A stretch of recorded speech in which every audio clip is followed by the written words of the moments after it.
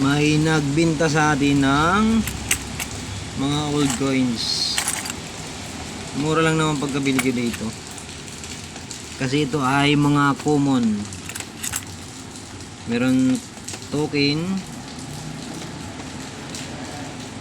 kintab, may token yan, game to me, hindi, game token. Tapos commemorative na 10 pesos. Pero yung mga ganito common ito, sinasabi nila common ito. Yung naka blister pack na tinatawag nila, yun ang pang koleksyon, yung may balot. Ito pwedeng mo ibili. Yan o, sino to? Si General Luna. Ano, 10 pesos. Commemorative ito, pero ang binibili nila yung may nakabalot blister. Yung mga Japan coin,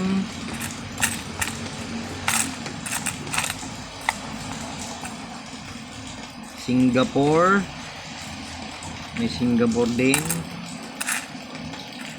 Ito Japan. Pag nasa Japan ka, ano pa to, yung mga gamit eh.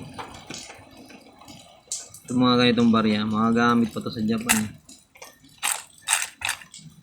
Yan, mga gamit pa to sa Japan, mga ganitong barya. Ito maliit din. Ito Singapore din yata ito. May star eh, star sa likod. Ay hindi, star ba yan? Bulaklak oh. Singapore din yan. Ito Japan, aluminium, sintimo ng Japan. Yan, Japan din, 100 coin. Pag nasa Japan ka, may bibili pa yan kasi circulated pa yata yan yun.